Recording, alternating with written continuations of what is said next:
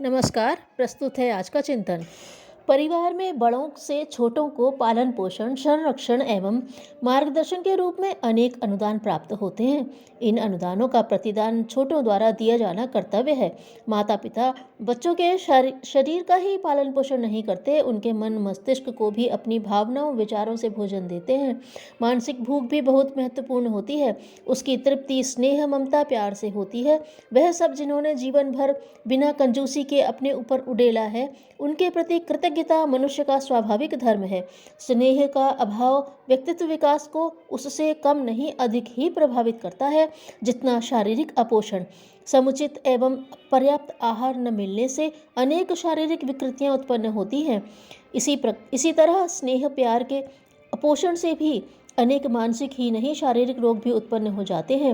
रक्ताल्पता, क्षय रोग जैसी ही अनेक गंभीर विकृतियां उठ खड़ी होती हैं।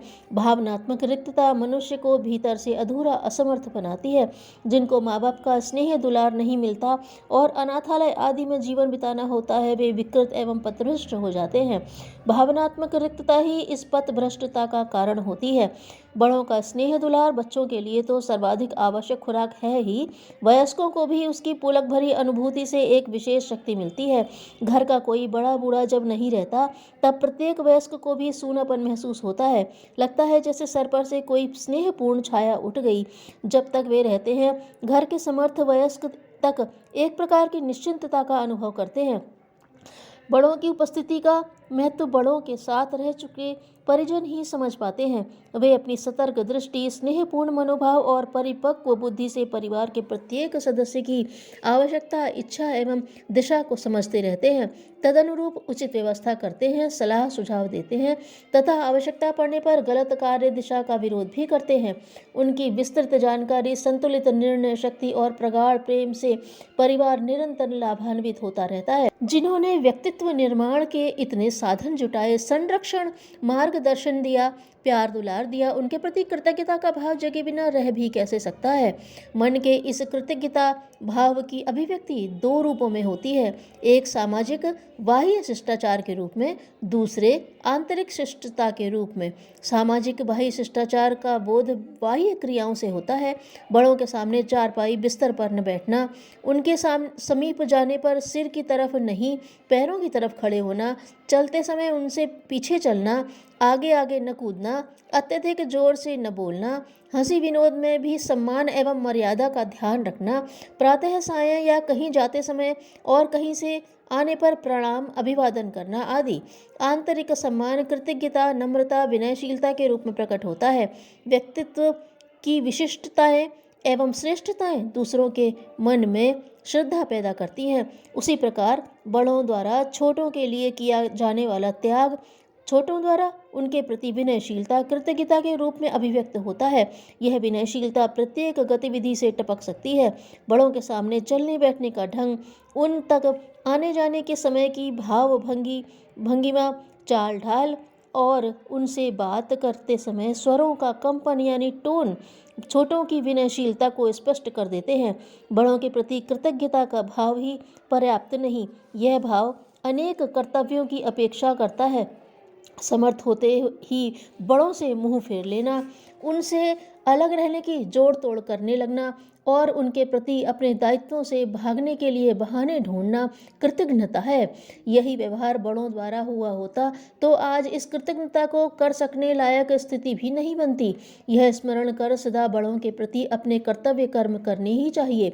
जरा जीर्ण हो गए बड़ों को साथ रखना पर्याप्त नहीं, उन्हें रोटी के टुकड़े फेंक देना, कोने में पड़े रहने की व्यवस्था कर देना उनके प्रति कर्तव्य का निर्वाह नहीं, उनका अपमान है। नैतिकता एवं मनुष्यता का आग्रह यह है कि अब असमर्थता के आयु खंड में उनका यदि अधिक नहीं तो कम से कम वैसा और उतना ध्यान रखा ही जाए जैसा उन्होंने अपना रखा था। घर के कामों में बड़े बूढ़ों का परामर्श प्रायः बहुत लाभकारी सिद्ध होता है। उनका अनुभव परिस्थिति की कई जटिल गुत्थियों को सुलझाने में सहायक बनता है। विशिष्ट प्रसंगों पर उनकी सलाह कई बार आश्चर्यजनक रूप से लाभकारी सिद्ध होती है। समर्थ वृद्धों से दूर हो जाने वाले वयस्क तो बेहिसाब घाटे में रहते ही हैं। शरीर से शिथिल वृद्ध भी परिवार में अनेक दृष्टि से सहायक होते हैं। उनसे मार्गदर्शन प्राप्त करते रहने से लाभ ही होता है। परिपक्व बुद्धि वाले वृद्ध अपनी शालीन सादगी भरी दिनचर्या से परिवार का व्यवहारिक मार्गदर्शन भी करते हैं। वे सर्वश्रेष्ठ मूल्यों के मानदंड की तरह होते हैं। परिवार से ये लेते कम ही हैं, देते अधिक हैं। उन्हें न तो फिजूल खर्ची की आदत होती है और न व्यर्थ की मानसिक भटकन की। उनका एक एक क्षण परिवार एवं पास पड़ोस के मंगल चिंतन में ही लगा रहता है। अपने भजन पूजन में वे जो समय लगाते हैं वह भी परिवार की आस्तिकता का वातावरण बनाता है। इस प्रकार श्रेष्ठ सात्विक जीवन के अभ्यस्त वृद्धों की दिनचर्या स्वयं ही पारिवारिक प्रशिक्षण की प्रेरक शक्ति बन जाती है। अतः परिवार में ऐसे बड़ों की भी देवताओं की तरह ही प्रतिष्ठा आवश्यक है। उनके प्रति श्रद्धा की अभिव्यक्ति हो, उनसे सलाह लेकर काम किया जाए, उन्हें सायंकाल दिन भर के कामों की संक्षिप्त जानकारी दी जाए। पारिवारिक गोष्ठी का क्रम जहाँ चलता है वहाँ ये दोनों ही काम स्वाभाविक रूप से होते रहते हैं। उनकी पूजा उपासना के समय उन्हें बच्चे तंग न कर पाएं, यह ध्यान रखा जाए। उनकी रुचियों को महत्व दिया जाए। जो पत्र पत्रिकाएं उन्हें सदा पसंद हो वे नियमित रूप से घर में मंगाई जाएं और उन्हें दी जाएं। जो समय वे अपने घूमने एवं अपनी रुचि के अन्य कार्यों में लगाएं, उस समय उन्हें न तो वार्तालाप में उलझाया जाए और न अन्य व्यस्तताओं में। उनके अनुकूल भोजन उन्हें दिया जाए। वैसे भी उन्हें जीवन भर जैसे आहार का अभ्यास रहा वही उन्हें अनुकूल लगेगा, वैसी व्यवस्था की जाए।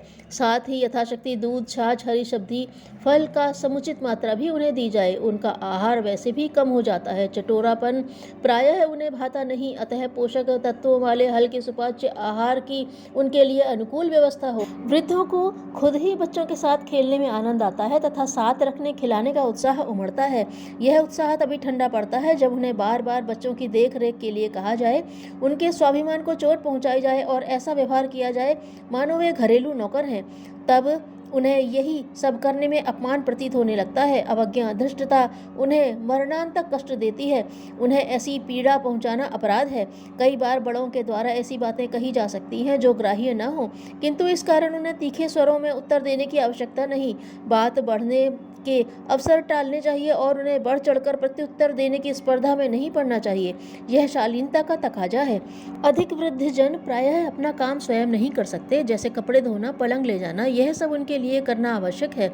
उनकी शारीरिक सेवाएं भी की जानी चाहिए। उनको जेब खर्च भी दिया जाना चाहिए जिसे वे अपनी इच्छा अनुसार खर्च कर सकें। यह कदापि नहीं सोचना चाहिए कि बूढ़ों को जरूरत ही क्या है इन चीज़ों की, बस खाएं और पड़े रहें।